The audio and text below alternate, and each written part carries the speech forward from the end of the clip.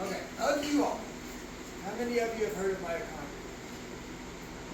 Okay, so you've heard about it. Can any of you tell me what it is?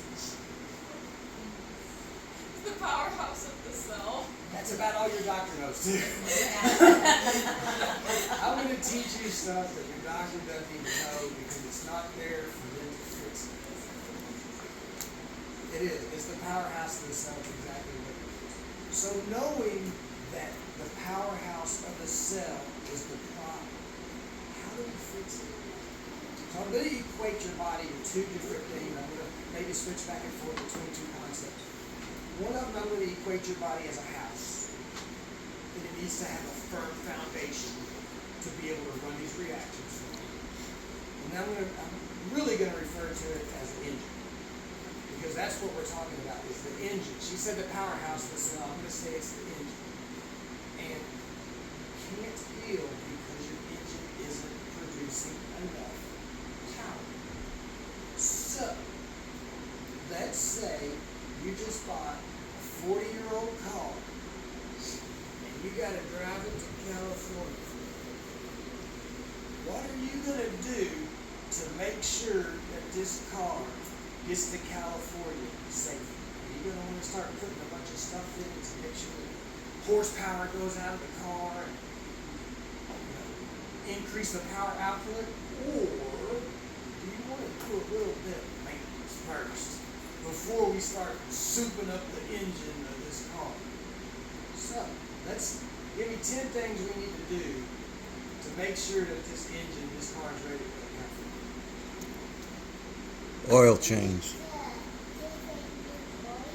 Yes, and you want to change the oil filter. This is exactly what I'm talking about. Who else? What would you do to a car to make sure it's ready to run? Spark plugs. Spark plugs. What else? Air in the tires. New tires. Let's just put new tires. Let's just put new spark plugs. Not just air about. Let's just whether they need it or not. What else? Fluids. Like what? Fluids. Like what? The power steering fluid, the radiator fluid, Windshield wiper. Yeah. antifreeze, Yeah. brake fluid. Let's just brake go on and put fluid. some There we new go. wiper blades on it while we're at N85. Check this actually has gas in it. Yeah. New gas, run the old grant, new gas. You really want to fix these things first before you get into that engine and start doing super stuff, making the engine more powerful. Filters, Or we can equate this to your house. Let's say you ain't cleaned your house in 40 years. You got a lot of work to do. Let's say you haven't changed your air filter in years and decades. How well is that AC going to run? So you got an engine that ain't running very well, and you got AC that ain't running very well, and you're like, why ain't my AC running right? Well, you ain't done your maintenance. It's gotten too clogged. Maybe you didn't know it needed to be done. No problem. And so really, this is what we need to do. These are the things that we need to address, because what happened is your childhood and your life and the air and the water and the chemicals in our food have poisoned it. And it has damaged parts of your body that need to be repaired. And due to this damage, it's letting stuff slip in that should not be slipped in. And stuff goes somewhere, and it attacks certain things, but the real reason is not what is it, is why is it there in the first place, and how do we get it out.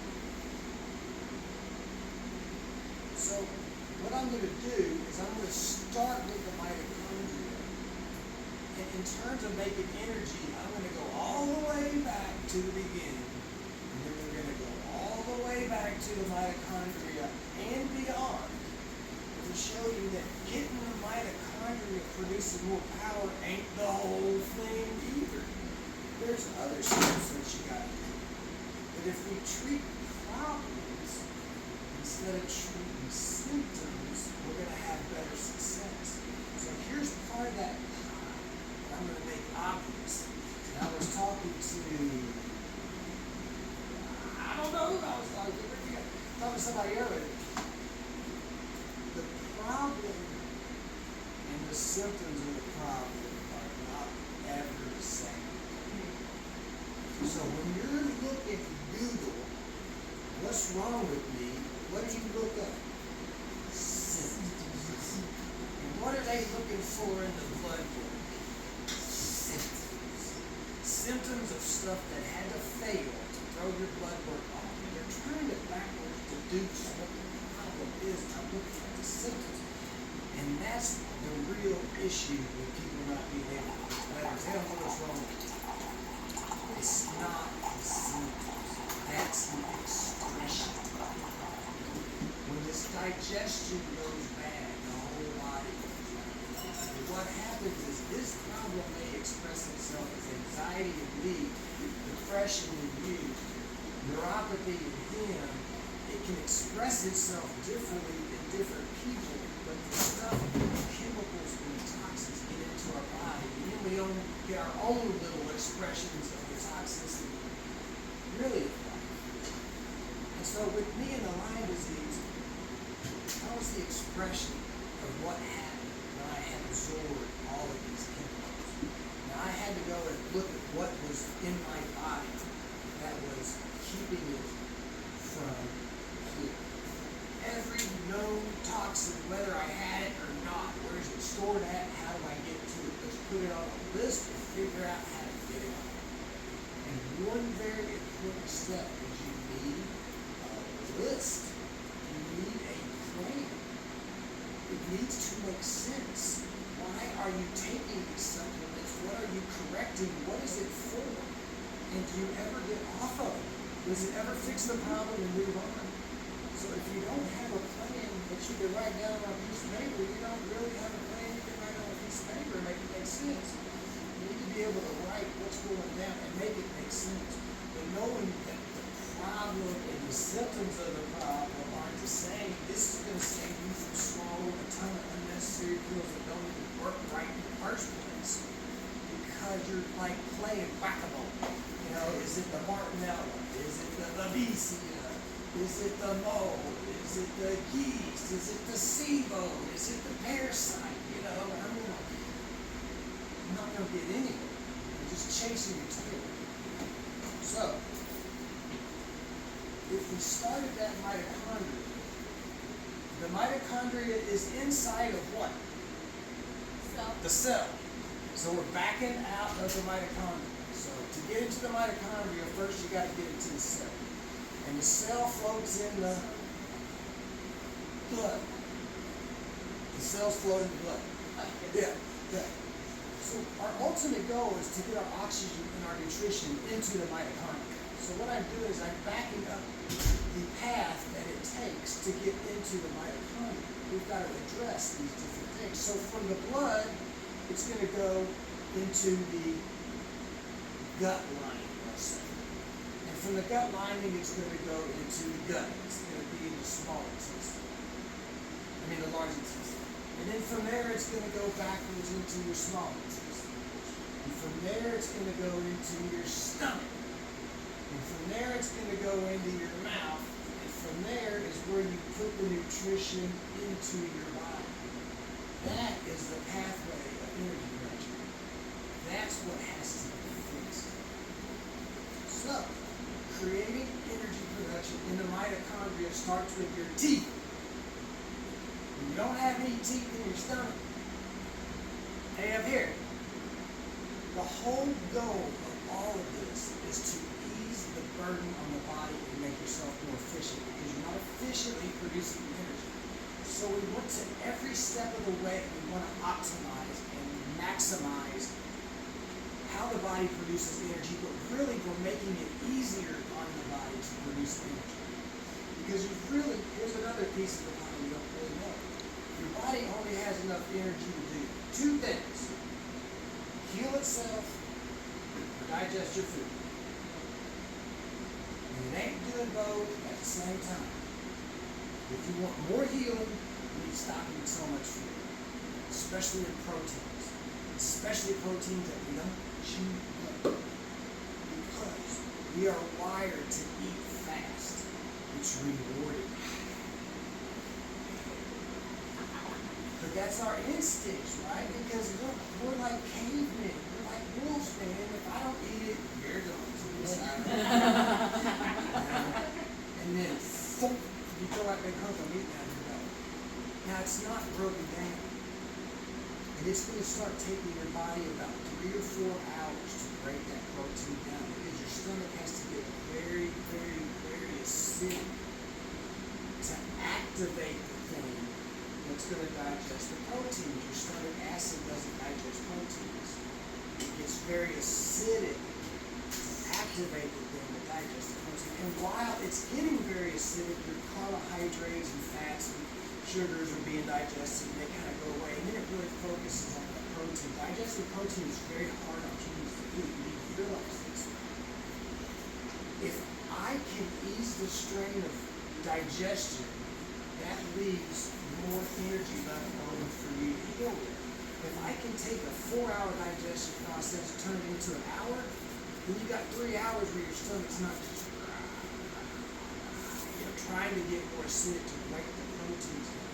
And what happens is we get older and we're devitalized. We don't have enough vitality. We can't produce enough stomach acid. Or we take the tums and the prilosec and those things, those bicarbonates. Those keep us from digesting proteins. So now we have undigested proteins getting into our intestines. Proteins should never, ever be in the bloodstream. Amino acids should be in the bloodstream. The proteins, imagine they're just like a big beach ball. And then amino acids are like golf balls. All these little golf balls to make the protein. So your body breaks this big protein down, and then it should be smaller. And then it gets down into your intestines. And your intestinal wall is very thin. And it's almost like a fence, like those fences in the backyard, you know what I mean? There's privacy fences there like this. This is each one of my fingers in a cell. And they're held together tightly. The beach balls can't get through it. But they're spaced apart just enough that the little golf balls can. So these amino acid can slip through these little gaps, just like that little fence. But when you poison yourself, these gaps start getting bigger and bigger. And what happens is now the beach ball can fit down into that. The proteins that are undigested can now fit through your gut wall and get into your bloodstream. This is called leaky gut syndrome. This is how things fail and allow stuff to slip into your body that shouldn't be there. And those proteins, those things go different places. And maybe you got a protein gluten disorder. Gluten's kind of shaped like thyroid protein. They look kind of close. They're not the same, but But gluten is just close enough that it can go out there and get your thyroid where your thyroid hormone was supposed to go. So they mimic each other. These molecules mimic each other. That's how the body starts attacking the thyroid because that gluten shouldn't be in there. It's a properly functioning immune system that since it's attacking your protein that shouldn't be there. And my body's just attacking itself. Another way that stuff slips in and layers of problems have to fail is we'll look at what's that chicken bacteria? Salmonella. Salmonella. So let's say you eat something with salmonella. Let's say a wolf eats something with salmonella. You don't get sick, but you do. When you chew, you should break that chicken down. Then when it gets down into your stomach, it should get really acidic. And the acidity of the stomach should kill that salmonella. But if it doesn't, because you can't produce enough stomach acid, then it kicks down into your small intestines where it should go completely from acidic to alkaline. And if the acidity don't kill it, the alkalinity is going to kill it. But let's say it doesn't. And it gets down into your guts. Then your probiotics in your guts will attack it. They'll overcrowd it and it'll take root. But let's say it doesn't. And that stuff slips into your body. Well, let's say instead of salmonella, it's some bacteria. The some of those bacteria, well, you can cause bad example. Let's just say Bartonella with obesity or something. Some of these bacteria can get into the body, but some of them might like cartilage. And they attack the cartilage and you get these rheumatoid symptoms, these large joints. But this one over here might really like the tissue of the heart. And how many people know if somebody's got a heart valve replacement? It didn't go bad. We're designed to heal. It got eaten up by repeated cycles of flare-up and remission because there was an organism, a microbe that got in there and it fell down. But let's say some other microbes prefer the brain tissue. You know, you get MS and white spots. What's in the white spot? We love to go look inside stuff. The spirochetes he was talking about. Infections. There's bacteria in there. We call it autoimmune because our body's attacking itself, but really, we didn't chew our food, our stomach didn't get acidic enough, our small intestine weren't alkaline enough, our microbiome of bacteria was off, and our gut was poisoned, which allowed that stuff to slip in there, and then there also has to be an environment that they live in. So here's another part of that puzzle you're missing. All bacteria have the same weakness. So does cancer. And it's due to the way that they process energy. We're back to that. These bacteria were around Earth before oxygen. And then we had this great oxygen event that happened on the Earth. And then the Earth had oxygen. Well, they don't have the genetics to produce antioxidants because they had no need for it because oxygen wasn't on the Earth. So you can use oxygen to kill every one of those infections. Also, cancer is a problem of metabolism. Cancer cells were once healthy cells, and then they got toxic, and they weren't able to put out enough energy. So let's say a healthy cell is putting out 100% energy, but it's over time getting more toxic. Once it drops a little bit to like maybe 80% effectiveness, it needs to just die off and be replaced by another healthy cell that can put out more energy, that can work with it. What happens with cancer?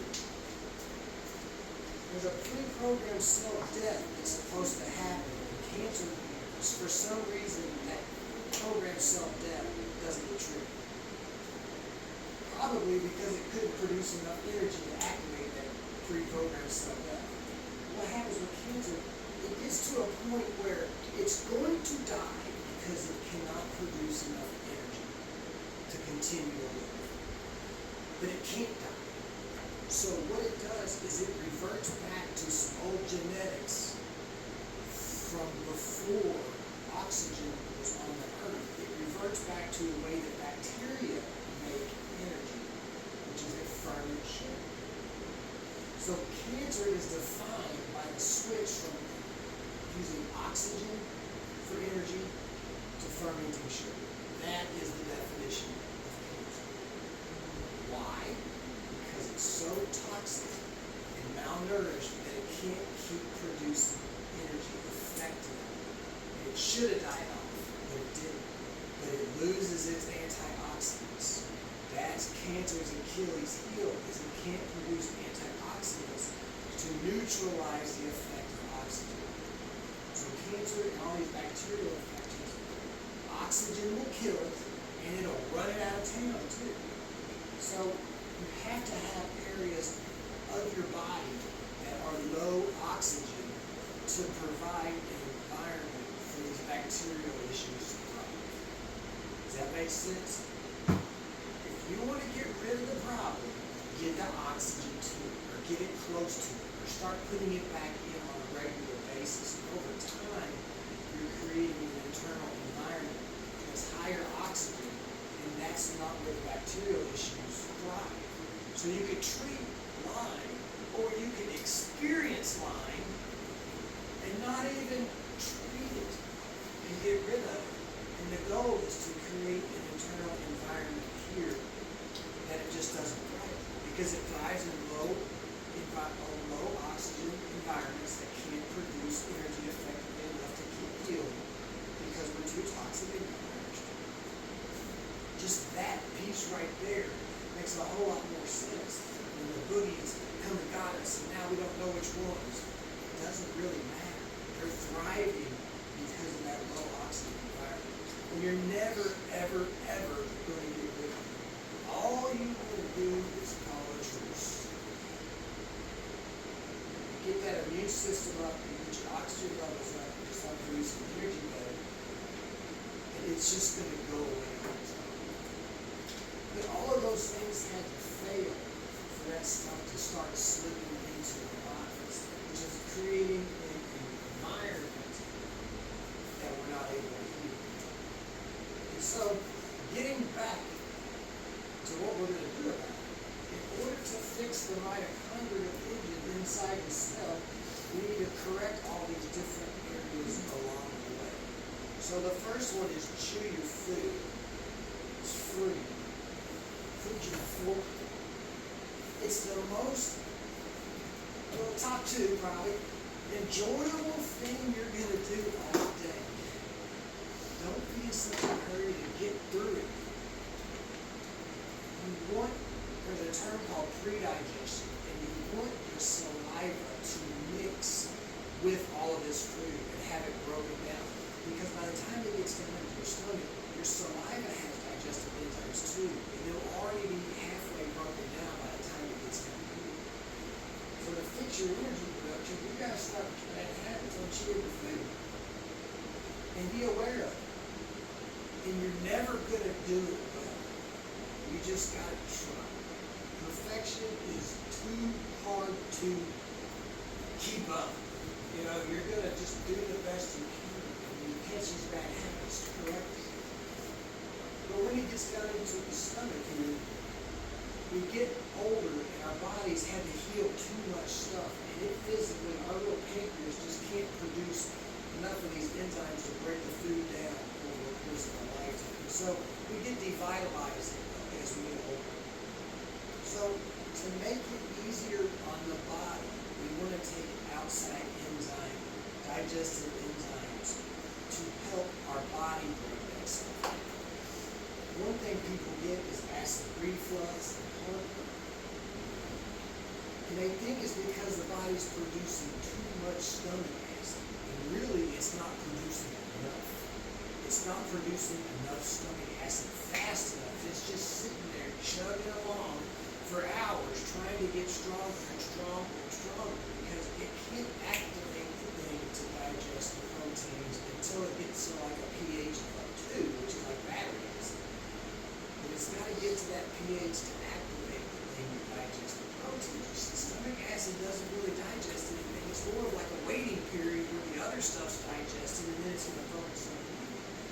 But if you give it a pill, a supplement, that'll start digesting the food immediately, you just ease the burden on your body to digest it. So we're making you more efficient. We're at the stomach. From the stomach, it gets down into those small intestines where it gets very awkward. Your digestive enzymes are going to have stuff for that as well. This kind of acts like a degreaser. When you get into the small intestine, it acts like a degreaser. You ever try to wash a stain and you just can't get that thing off? Then you get that right soap, and it's like, you know, wipe it right off. That's when you got that right degreaser in there. And you make the process for the So that's really what your small intestine is doing. Then it gets down into your guts. And there's really two things that go on here that we want to address. One of them is we get bacteria all out of our guts. We get too much yeast and not enough in the buildings, especially food and sugar. If we've got mold in our house and we're around mold, we tend to get yeast. If we've got metals in our teeth, heavy metals, we tend to get yeast. That tells me the yeast has a function. It's not just there for no reason, but it can get out of balance. And so, I don't know if probiotics work really, I'll be honest with you, but I tell you, I know that I want to correct the problem, and I know I want to be putting the right stuff in because stuff's out of balance. And so I'll take those probiotics. Also, there's an issue with your gut and that leaky gut wall that I was talking about. If you've been this earth, drinking water, sniffing the air out there, you're probably going to have digestive issues of some sort. But some people get more damage than others. But there are specific supplements that you can take to fix that leaky gut wall. Now the first step is remove the problem. Gluten is in grains. Grains have been sprayed with ground up too many times. And ground up causes cancer.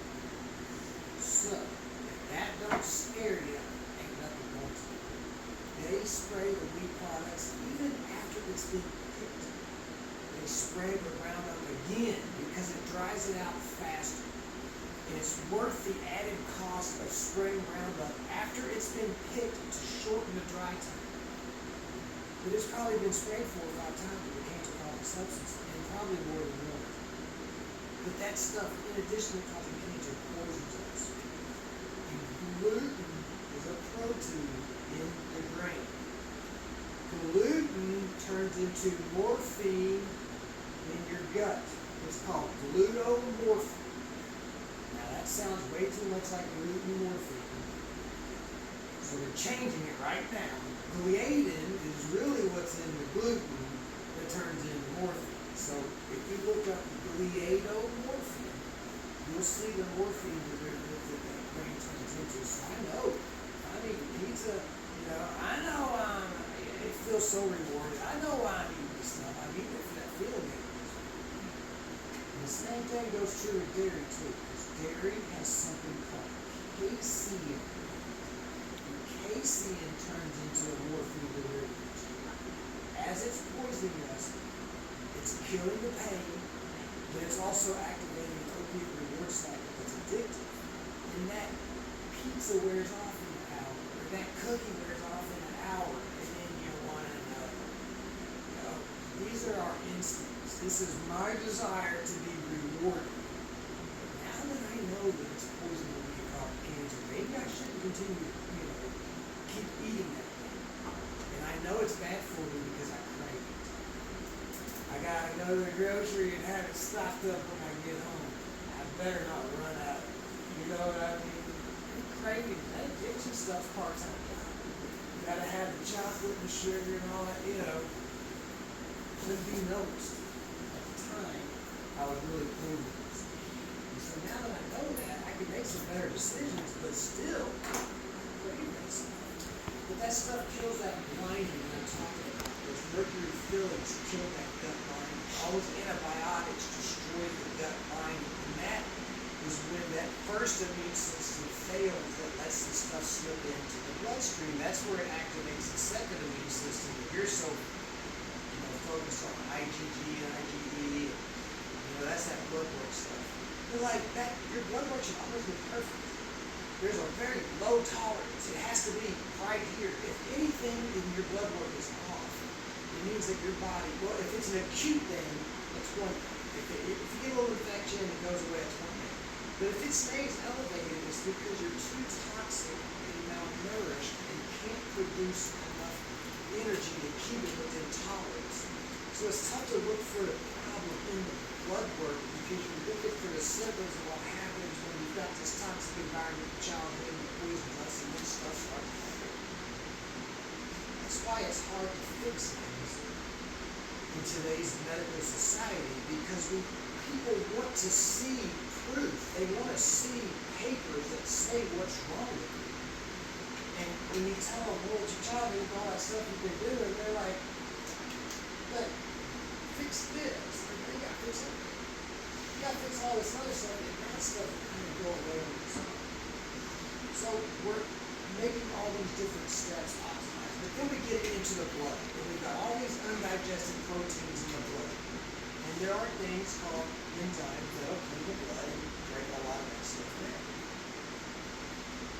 But then we get that nutrition to the cell, but you still got to get it in the cell.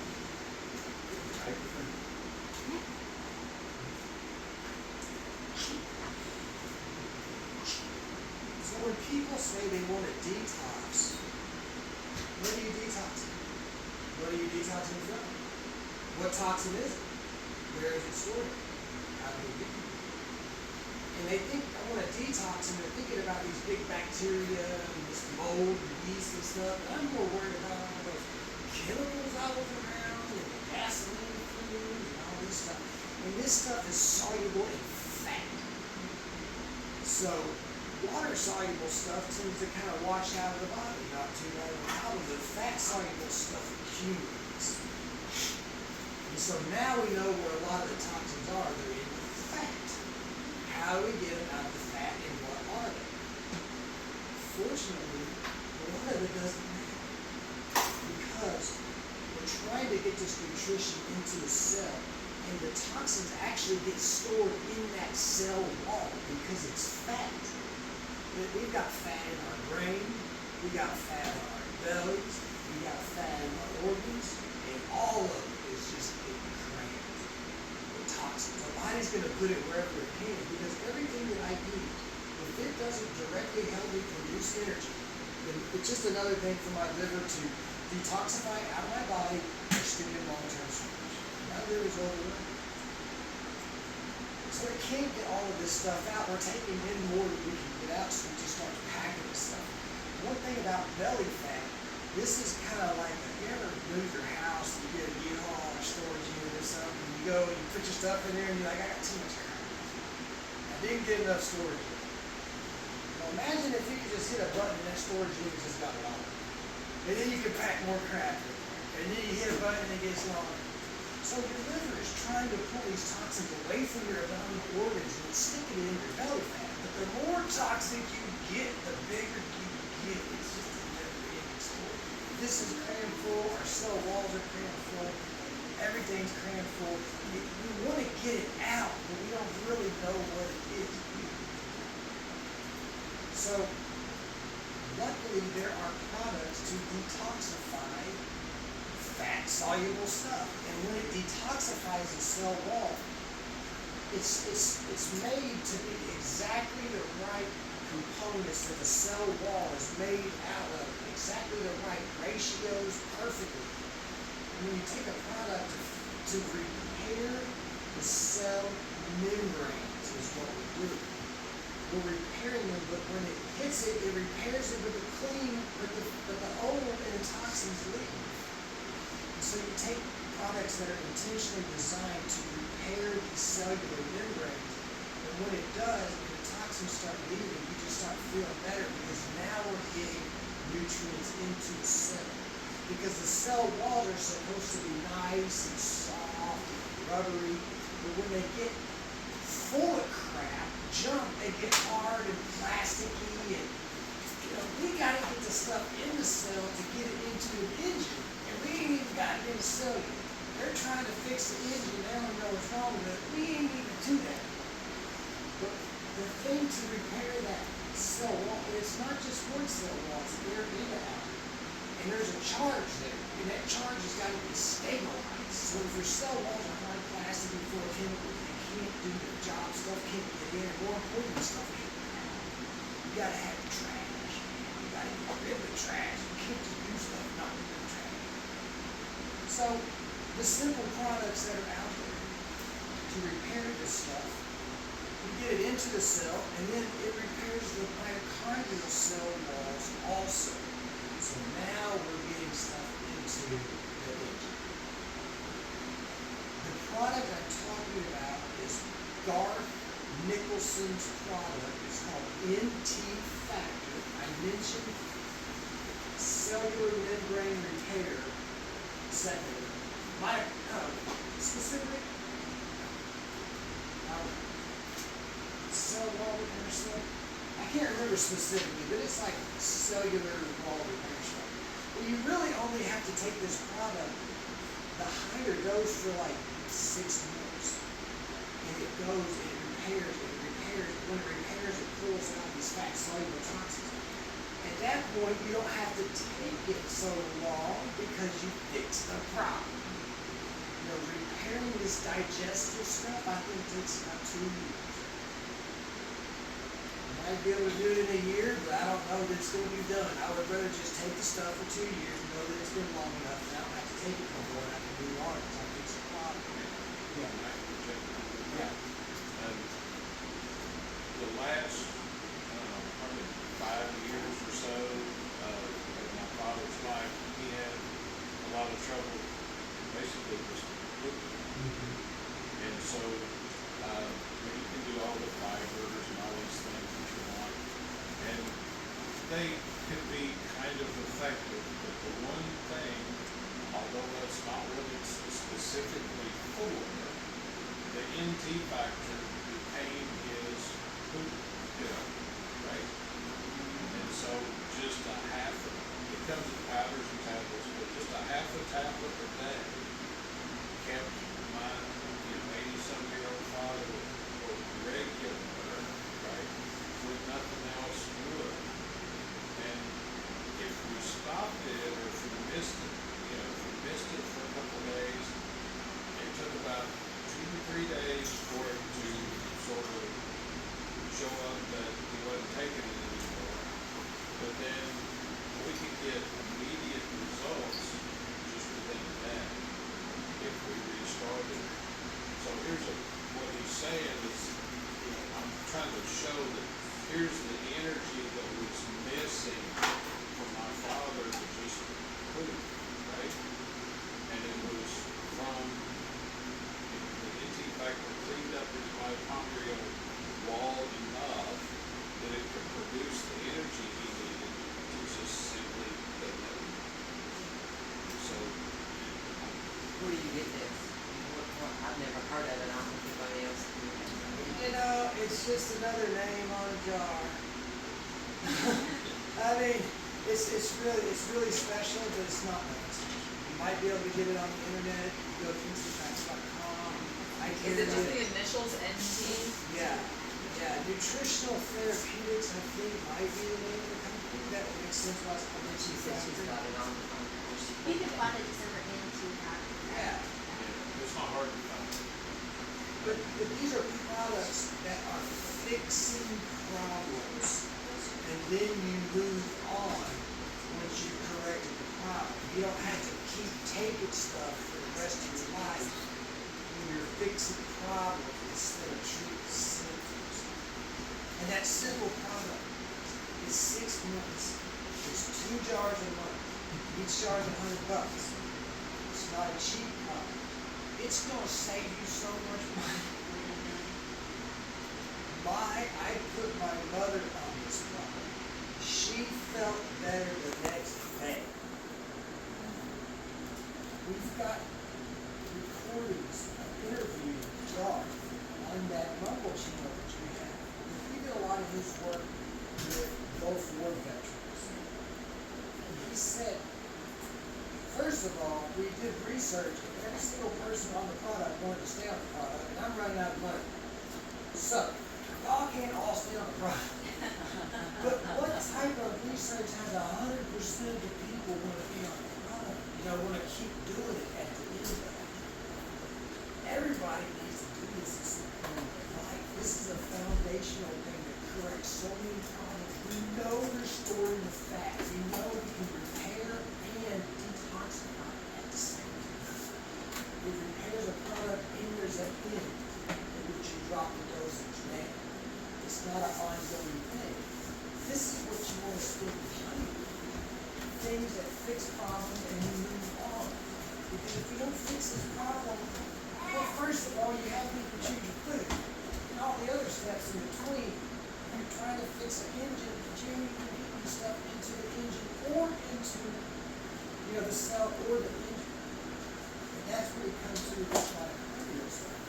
People want to fix it, but they don't know what it is. They can give you all these little details and all these tests, and they can make themselves sound real smart. But they're so focused on the trees, they can't see the big picture of how it fits in. So you're going to have limited success because you're focused on the fad of the day or whatever you do, or you got the popular. You're not going to get to success unless you fix the problem. So then we get the food and the nutrition into the engine. This is another problem, is that inside the engine there's dysregulation. And one big thing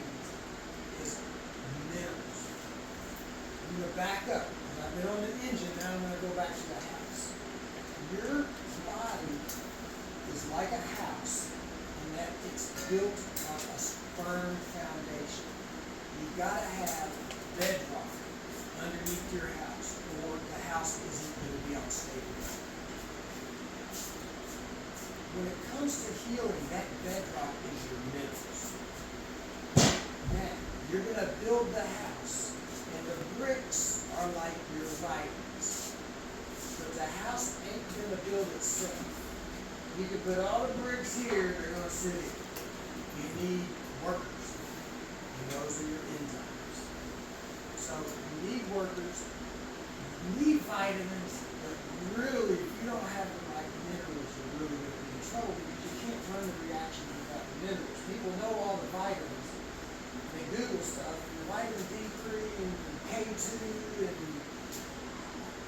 none of that stuff's present by itself naturally in nature. So now you're starting to isolate things that are never isolated in nature. Because you look at your blood work and you've got the D3 is a problem. You start taking things in ways that they're not natural in nature, you start going off ratios. And this is a really big deal. The main vitamin is vitamin C. The main mineral is magnesium. And we're trying to make energy. And the energy molecule doesn't even work until it's attached to magnesium. The energy molecule is called ATP. The ATP doesn't work until it's magnesium ATP. Due to this, in my opinion, magnesium is really the only one you should be taking by itself. When you start Googling stuff and you see zinc, or you see selenium, or you see other stuff, they might have good things associated with it. When you start throwing off ratios, the zinc-magnesium ratio might get off. And when these minerals get out of balance, you can't run these reactions. Certain particular magnesium, certain multi. There's like 11 different kinds of Max, citrate, phosphorate. So magnesium oxide doesn't work. It is too low quality. Magnesium citrate, I'm not a big fan of citrates. You know, magnesium malate is really good for muscle mass. It's really good for people with fibromyalgia. Something about that malate acid is really good. Magnesium bisglycinate kind of calms things down. Maybe take a little bit of that at night if you want to. Maybe put some magnesium lotion on because we really stress even burns the magnesium out of your body. And if you don't have enough magnesium, you physically cannot make energy. And sometimes you can only stick magnesium through your stomach so much before you get these bouts. So, if you could take some in a cream and rub it on, like the bath salts, magnesium sulfate, magnesium chloride, maybe some magnesium by the mouth, maybe a little powder right before bed, and you just chip away. Over time, you're trying to read magnesium in your body, but you can't do a gallon of it all at once to be Mr. Magnesium in you. You're working towards getting healthy, and then you're going to work towards staying healthy. You read magnesium in your body is always going to be good. It's just going to bring you back down to homeostasis because we're trying to fix the underlying things that are keeping us from getting energy. And the energy doesn't work until it's loaded on magnesium. Not loaded on zinc, but on magnesium. But when you get inside that engine is where these minerals get out of balance. And as soon as oxygen showed up on the earth, copper showed up on the earth, I'm not drawing a liquor. But through our diets and through our supplements, stuff gets out of balance. Iron gets in the mitochondria and it causes problems. Iron helps our body to carry oxygen. And iron and oxygen get rust. They create rust. Iron oxide is rust. It really binds to each other very well. But what happens inside the mitochondria, and this is the word that really a lot of us are talking about right now. We're trying to rebalance the minerals in inside of the mitochondria because they're out of balance and the engine is producing poor quality ATP. It's like when you got an engine that's old and it's got all that black smoke coming out, you know, like a diesel, maybe diesel truck or something. You're trying to make all that dirty energy turn clean, like a Tesla. When the body is making energy properly, all we should have come out is just water, energy and water. That's all it should be. It shouldn't be energy and black smoke. And minerals get out of balance. This deals with iron. Our body, it's got to be because they have such a high affinity, grabbing onto each other. But iron carries oxygen. It's called hemoglobin in the blood. And when it takes the oxygen to that engine to make energy, but the iron is then supposed to be recycled back into the blood. And then it carries oxygen, and then it gets recycled back. And then it carries oxygen. You see how oxygen gets into the tissues? But there's a problem right here because we get toxic. And there's an enzyme that needs to be made to put that iron back in the blood. And if that enzyme doesn't get made, and it's based on copper, then the iron starts to accumulate.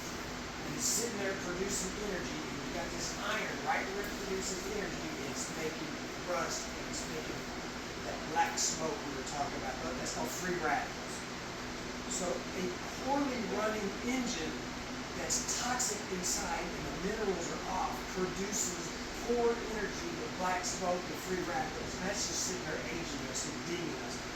It's mutating our DNA. We have to get that engine running better. We've already fixed all those other spark plugs and wires and fluids.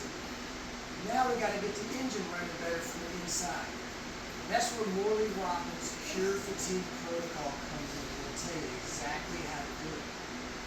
But when you produce energy, then that smoke has got to be cleared out of there too. That's the garbage. So cleaning up those minerals on the inside will let that engine flow. It's like you got a plugged up catalytic converter on your car and it's not running right because it can't get the oxygen out either. You got to get it in and out.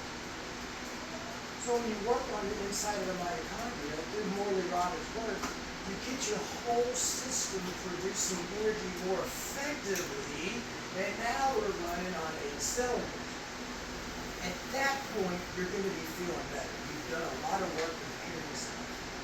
And then there's one more major source of toxins that we have to address, and those are toxic heavy metals.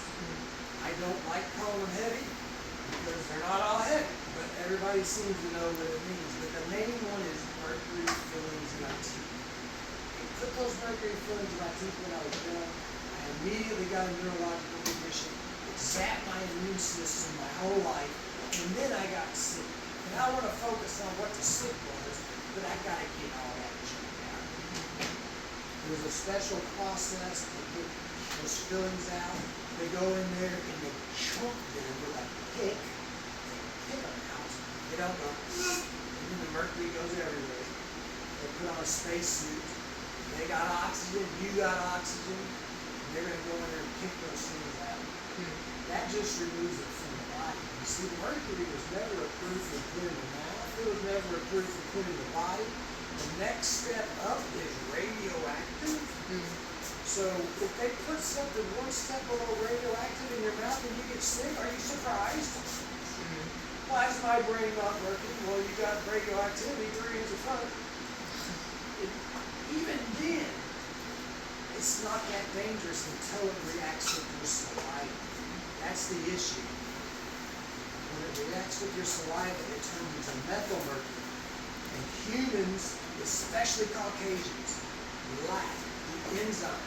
Once it gets switched into methyl mercury, we can't switch it back. And so we can't get rid of it. So it packs it into our fat. Just all that stuff I was talking about. So the saltwater solution changes it into a form that we can't get it out. But see, fish don't have any problem with it. Birds don't have any problem with it. That's why they can be fine, because they make the enzyme to demethylate it so it's not so toxic for them. But we eat them and we can't demethylated. So it no neurotoxin. Never approved for putting them out. You gotta get that stuff out. There's ways to do it.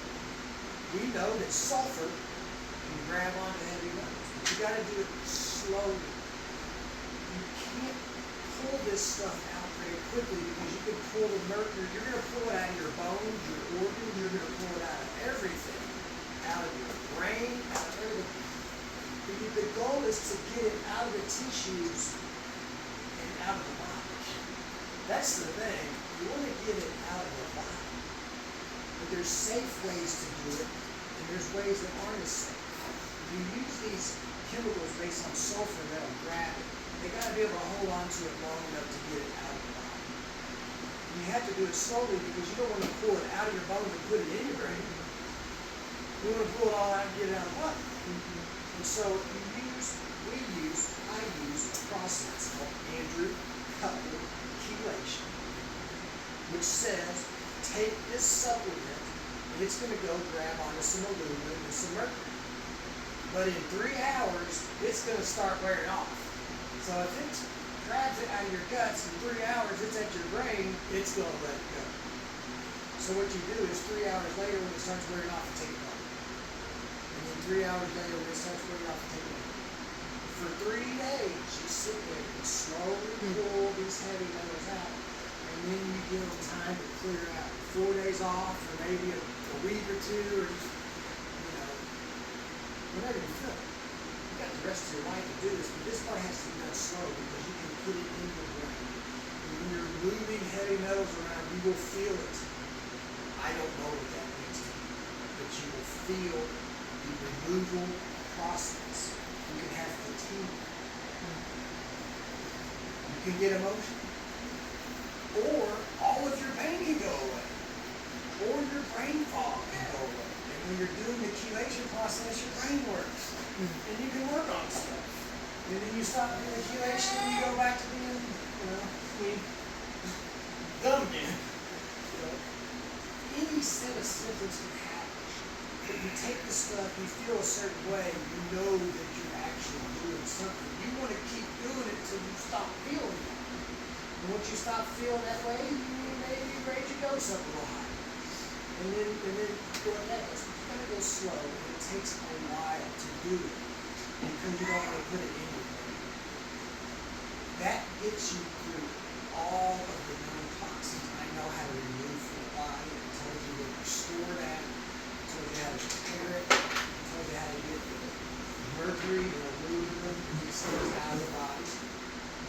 And if you fix how the body produces energy, remove those things that you know is keeping it from you. Fix the damage done. Quiet the immune system. Detoxify those things. And restore your nutrition. Morley Robbins' program, you don't know what to take, just do what he says. Everything he has you take is a phenomenal thing to take, even if you don't know why. If you're looking for some supplements to take, do his program. Because it's going to correct all these different things. But when you focus on fixing that, and fixing problems that your body doesn't have to fight it, you're minimizing all these things that you're having to juggle, you start correcting them. Your body will just take back on. We don't have to do it. Our bodies are good. If you go looking online, don't forget the Morley's process is called Therapy Protocol.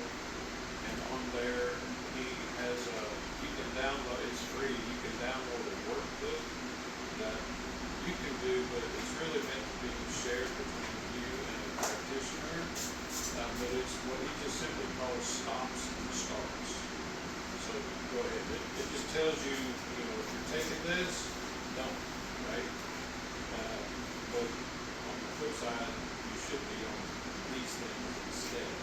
And it's not a brand thing or anything like that. He's talking about different elements. You just quit taking some of these things.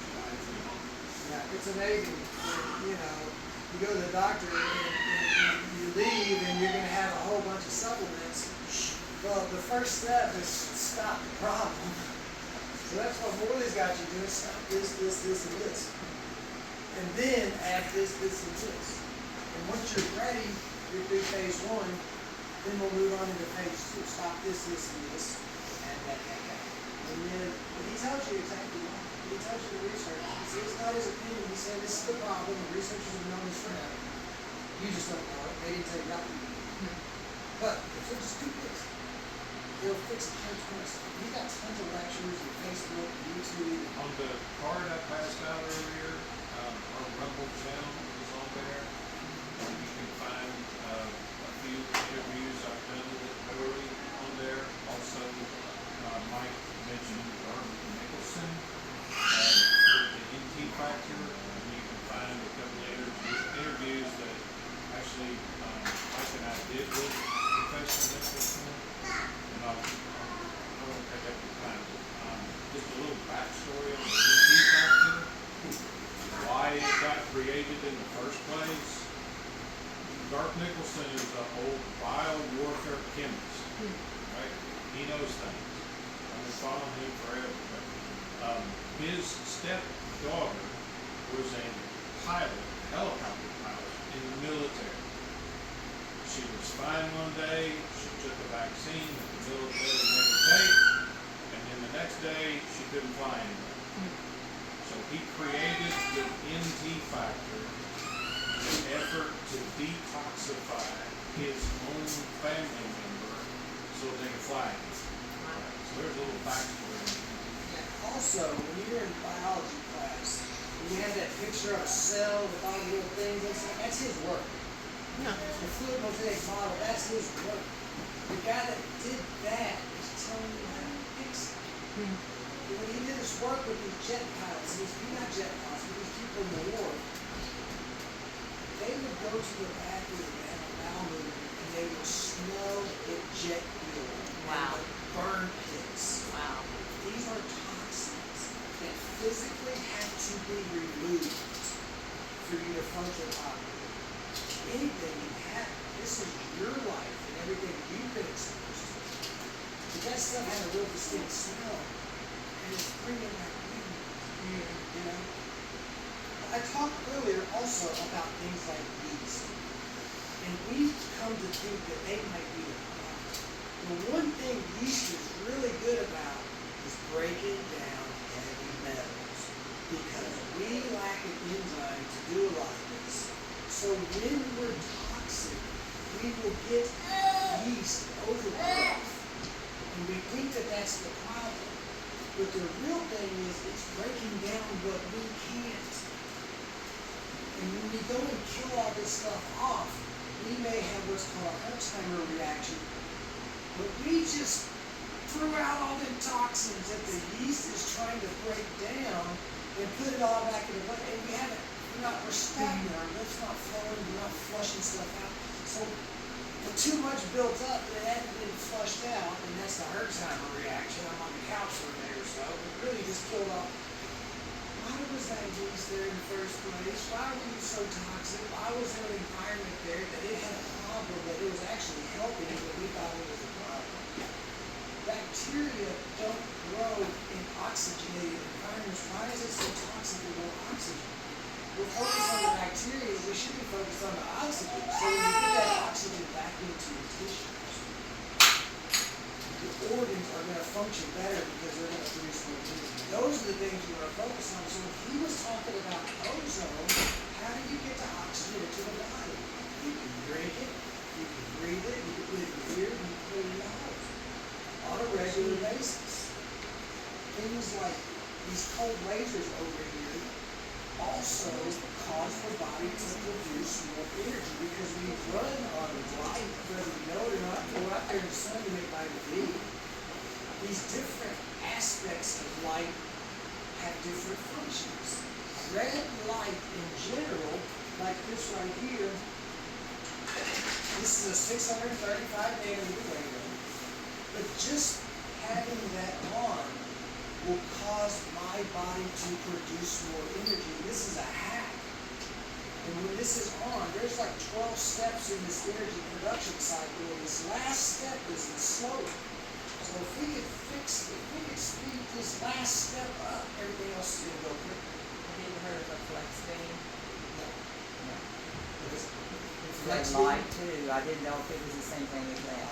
I actually brought it for you to look at it to see Yeah. if it is. But really infrared, far infrared, near infrared, red, any of them have the effect of, imagine you're in like elementary school and you got all these kids in a line, you're going somewhere and, you're all tied up. You got that one slow kid at the end. If you just speed up, that's like those steps in the energy production cycle. So one thing that this particular wavelength does is it upregulates that last enzyme. It makes the slow kid go faster and then everybody else goes faster. So if I have this on me, and I'm mainly water, and I've got all this fascia in here, my whole body's lit up. I'm treating that toe and my brain at the same time because my whole body is being treated because of how energy spreads through the body. But if we wanted to kill bacterial infections and melt scar tissue, we would want to use the blue wavelengths. They're shorter, their energy power goes way up, and blue will disinfect. And then green has a cutting effect. So let's say we're going to go do lipossuction. And they're going to go in there and take out the fat. If they would put green lights on it, it would almost have a cutting effect on the fat cells, so that when they went in there, they would already be opened up some and easier to pull the fat out. So you can utilize these frequencies and wavelengths of light to do different things if you know what you're doing. So on a regular basis, putting this on me isn't going to heal my brain. But if I did this stuff every single day and gave my body a little boost every time I put it on there, it would be a very valid thing that would help me produce energy more effectively to heal. So if you want to heal anything, put the ozone on it, get the oxygen to it, get these red light lasers, and if you start taking these things called enzymes, those are your workers, you're going to help. Yeah. These are hacks that you can use for different purposes. And it doesn't matter. I would love to put it on everybody's liver and their brain every single day. One thing I was doing with my father is he was just fairly into Alzheimer's. Turns out it was aluminum. Turns out he was born toxic. Turns out his whole life has been a charade because he was born toxic. But he didn't realize it until his 70s when it came to a head. So when we pulled the mercury and the aluminum out, man, he can rebuild a carburetor, he can use a smartphone, his handwriting's not shaky, it's like architect. He started pulling the stuff out of his body. His brain came back alive. But one thing that I did is I had him get this red light thing and I put it on his bowels for 5 minutes a day, and then we put it on his liver, and then we put it on his lungs, his heart, and then we put it on his brain. It was in the shape of a helmet. And I was trying to juice his whole body. I was trying to hit the chakras. I didn't realize, and I'm trying to bring his brain back to it. But I didn't realize after a year he was going to grow his hair back too. My mom's pissed. You're just looking younger. You don't know what's going to happen, but when you get your body producing more energy effectively, the whole thing comes alive. He's bald because his hair couldn't produce energy effectively enough. Think about that. He put something on it, made it produce energy, his hair came out. I mean, he had the whole horseshoe and everything. So, fix your energetic problems. Everything, the end of the line is chemistry. And it's a metabolic problem caused by energy production. Lyme disease and mercury poisoning. If you could fix that, you could fix everything in between. But I just showed you how to fix Lyme without actually treating Lyme. And you can use that as a foundation, and you can put detoxification protocols on top of it. But that's a good foundation that you can personalize to whatever you want to if you run a particular problem. But when you understand the problem and the symptoms of the problem aren't the same thing, it just makes it less stressful. That way doesn't make sense. You focus on these other ways, that's how the body's really healed. And we're designed just to take off the people. So whatever you do, focus on correcting underlying problems and making it more efficient. Everything you put in your mouth, it's either gotta help you create energy, or it's just toxic crap that your body's gotta kick out or store something. Every single thing, I mean, it's only gonna fit the help or the hurt. I mean, even water, too much of it becomes a hurt. Your body's got a memory of everything you've ever been exposed to. It's just in there dormant. You know what? You got the stuff your mom and grandma was exposed to, because it just went right down the lineage. And energies get transferred. It's just the world we live in. You're either working on something healthy and being proactive, or you're being reactive. You're trying to dig yourself out of the hole. But getting healthy is not the end. You gotta stay healthy too. And I'm telling you, the best thing I got was some peace of mind. I got that brain to calm down, because everything's gonna be okay, because it makes more sense. All this disease is caused by malnutrition, toxicity, and low oxygen. You can't produce the energy effectively enough to keep healing. Pandemics are all man-made. Yes. Every single one of them. So, when you get sick, you lose that vitality, and you will the rest of it. So, that is my spin. Oh, hold on. That's my spin on the mitochondrial dysfunction. It doesn't start there, it starts way back here. And your doctor had no idea any of that. He just thinks it's the little engine, and it needs a couple of little supplements, and you're going to be fine. But if you just take those supplements, in my opinion, they've really never really worked.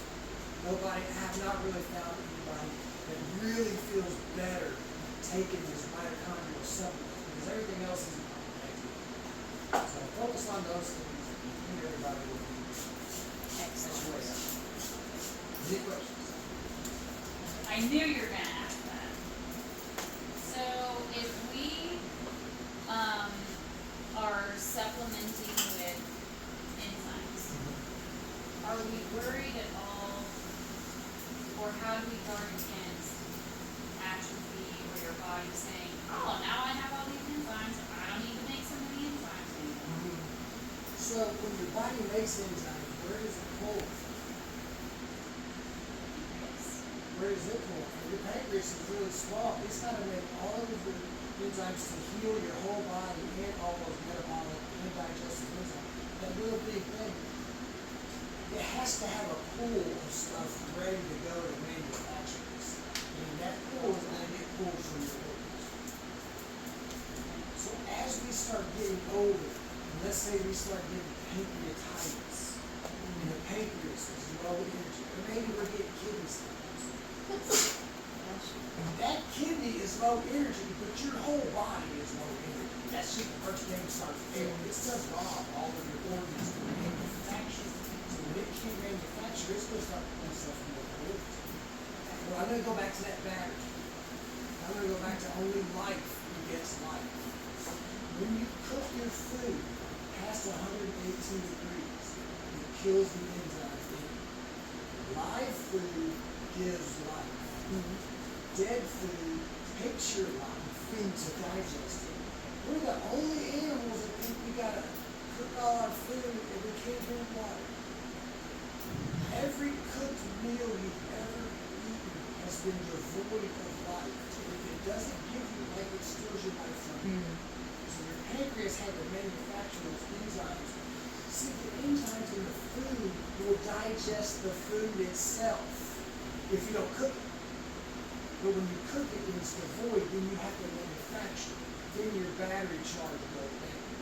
Every cooked meal you've ever eaten in your whole entire life has robbed you of your vitality. And those enzymes were there to heal you, but they got diverted to digesting that food. And it's a really heavy burden, because it doesn't take much enzymes to heal your body, but it's really got to concentrate to digest that food. And it's lopsided. And it's not giving you energy very from a single way. It's giving you minerals and vitamins, but it's devoid of life. So I don't think you're going to get atrophy, because I think you're actually leaving those reserves there so that your body doesn't have to divert them to doing the cooked food. I think it's a fallacy.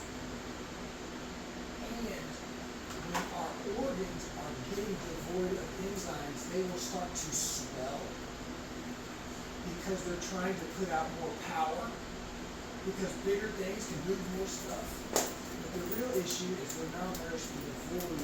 So when your thyroid is devoid of power, it's going to start swelling and you're going to get voider. Give it some enzymes or iodine to go down. When you're deficient in your ovary, it starts to swell. It's trying to put out more power. But the reason, if you give it proper nutrition and enzymes, it'll go back down. And it might just be a fluctuation of something that's going through. So when our organs are swelling, like our